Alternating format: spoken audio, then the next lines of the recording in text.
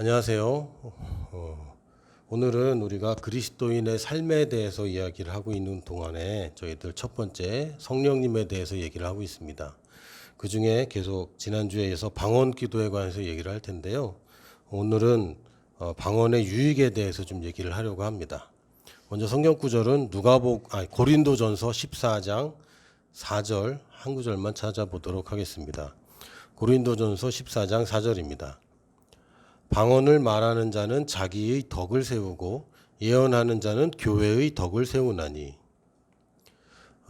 이 구절만큼 방언에 대해서 가장 잘 설명하는 구절이 없을 정도로 한 구절인데도 아주 정확하게 설명을 하고 있습니다. 방언을 말하는 자는 자기의 덕을 세운다라고 표현을 했는데 실제로는 그 덕을 세운다는 표현은 굉장히 애매합니다. 이 원래 성경에는 그냥 세우다, 건축하다, 혹은 충전하다, 혹은 흔들어 깨우다 이런 의미로 쓰이고 있습니다. 그러니까 방언을 말하는 사람은 자기를 세우는 것을 한다고 얘기했습니다. 예언은 교회를 세우는 거죠. 왜냐하면 다른 사람에게 들리는 말이기 때문에.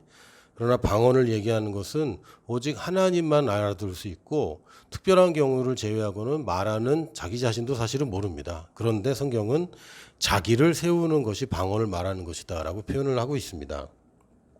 방언의 유익이 굉장히 많이 있겠지만 사실은 방언의 유익 중에 가장 큰 것을 얘기한다면 내가 알지 못하지만 나에게 가장 중요하거나 혹은 나에게 가장 시급한 기도를 성령님이 나를 통해서 기도를 해준다는 겁니다.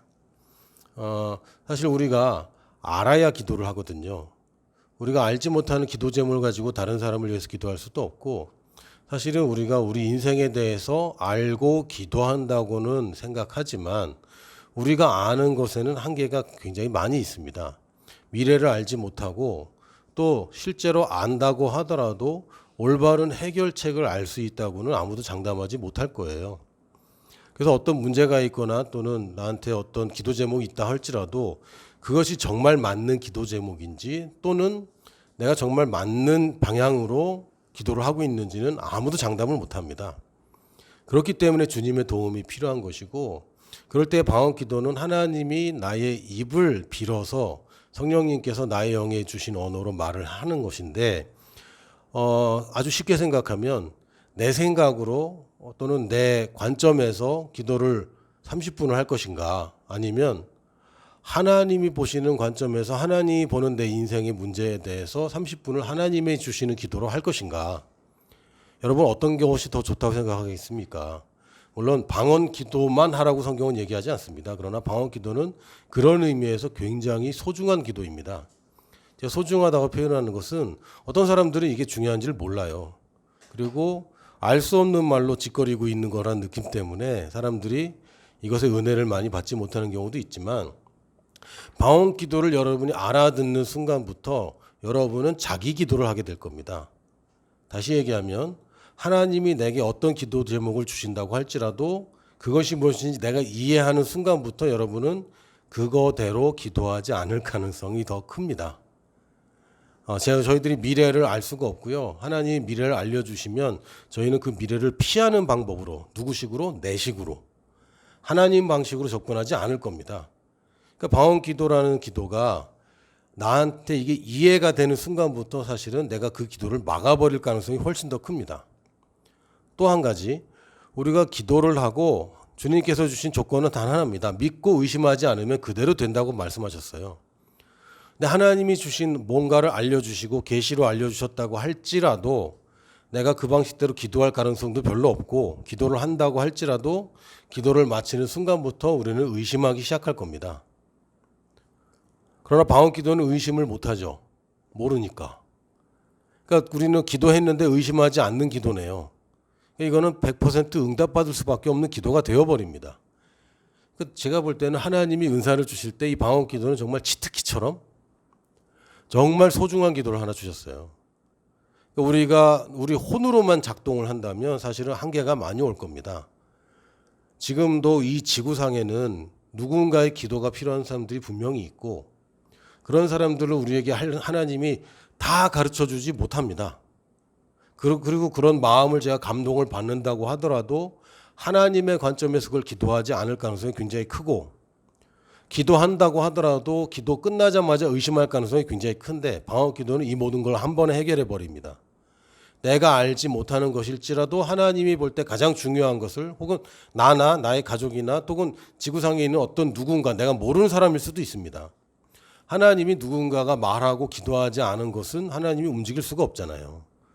그래서 내가 내 입술을 빌려드려서 하나님이 누군가를 통해서 기도, 정말 중요한 기도를 하게 되실 때에 내가 그것을 하게 되는 것이고 그러면 내가 의심하지 못하고 하나님의 뜻대로만 기도하기 때문에 이 기도는 응답될 수밖에 없는 기도를 하는 겁니다.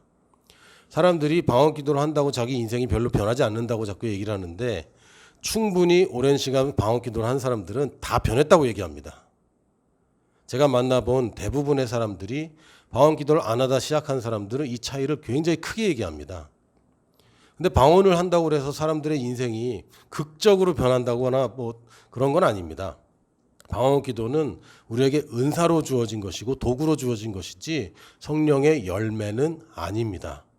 지난번에 열매와 은사에 대해서 제가 구별을 했는데 이것은 은사로 선물로 도구로 주어진 것이고 이것을 잘 활용할 때 나에게 유익이 있고 내가 세워지는 효과가 있지만 방언 기도 자체가 성령의 열매 자체는 아닙니다. 그래서 지금도 정말 안타깝지만 많은 분들이 질문을 하기를 저희 교회에 방언을 많이 하는 분이 있는데 그분을 닮고 싶지 않습니다. 뭐 이런 얘기도 합니다.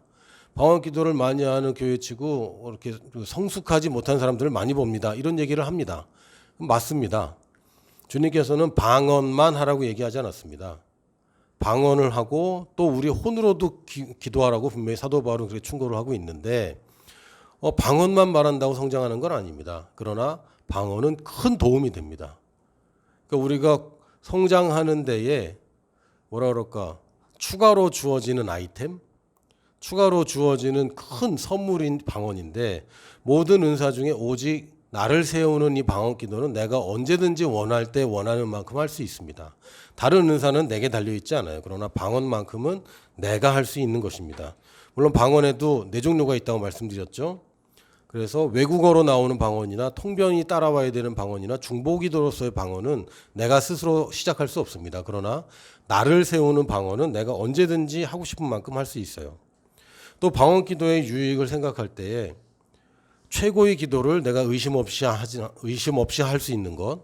또 하나는 성경대로 자기 자신을 세운다고 그랬는데 이런 굉장히 신비한 것이기 때문에 방언 기도를 할 때 어디가 어떻게 세워지는지는 구체적으로 말하기는 쉽지 않습니다. 그러나 아까 말씀드린 대로 방언 기도를 주기적으로 오랫동안 하기 시작하면 이제 내가 영으로 기능하는 쪽이 더 강해집니다. 그러니까 자기 자신을 세운다 그럴 때 이 자신은 내 몸을 얘기하는 것도 아니고 혼을 얘기하는 것도 아닙니다. 물론 방언 기도할 때 혼도 멈춰 있지는 않습니다. 딴 생각을 계속하죠. 제 경험상으로는 방언 기도를 시작하려고 딱 앉으면 그때부터 오늘 해야 될 일들이 막 생각나요.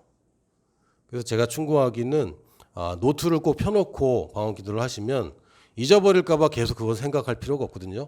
적어놓고 여러분은 하나님 말씀과 또 방언 기도에 집중할 수 있게 됩니다. 자, 이건 좀 지나간 옆길로 샜고요. 최고의 기도일 뿐만 아니라 또한 자신을 세우게 됩니다. 영적인 것을 하면 영적인 것이 발달합니다. 우리가 근육 운동을 하면 근육이 커집니다. 당연하게 방언 기도를 하면 이것은 영의 기도이기 때문에 영의 부분이 단련되고 자랄 수밖에 없습니다. 그리고 세 번째는요. 영의 것을 계속 하다 보면 이 주님과 교통하는 성령님과의 교제하는 이 통로가 열려지고 넓어집니다. 예전에 있던 광고 중에 하나가 뭐냐면요. 한 사람이 길을 가면 오솔길이 되는데 여러 사람이 계속 다니다 보면 거기가 대로가 돼요. 처음에는 좀 어려울 수 있습니다. 방언 기도를 시작하면 영으로 내가 기능하는 것에 대해서 불편할 수 있습니다. 왜냐하면 혼은 지금 딴 생각을 하고 있고 이것이 무의미하다고 자꾸 이거 내가 만들어서 하는 거라는 의심을 계속 줍니다. 그러나 혼은 역할이 늘 그렇다는 것을 우리가 알아야 됩니다. 혼은 영적인 것을 이해하지 못하기 때문에 여러분들이 영의 것에 뭔가 집중하려고 하면 그것이 방언기도든 무엇이든지 간에 여러분 영의 것에 집중을 하려면 혼은 꼭 그래야 하는지 계속 의문을 던집니다. 혼의 역할은 그런 거기 때문에. 그래서 여러분은 이제부터는 어떻게 하면 꼭 그걸 해야 돼라고 혼이 자꾸 얘기하는 거 그걸 하셔야 돼요. 그래야지 영적인 것을 하게 됩니다. 이 정도만 하면 되는 거 아니야? 이거 다 혼이 하는 얘기예요.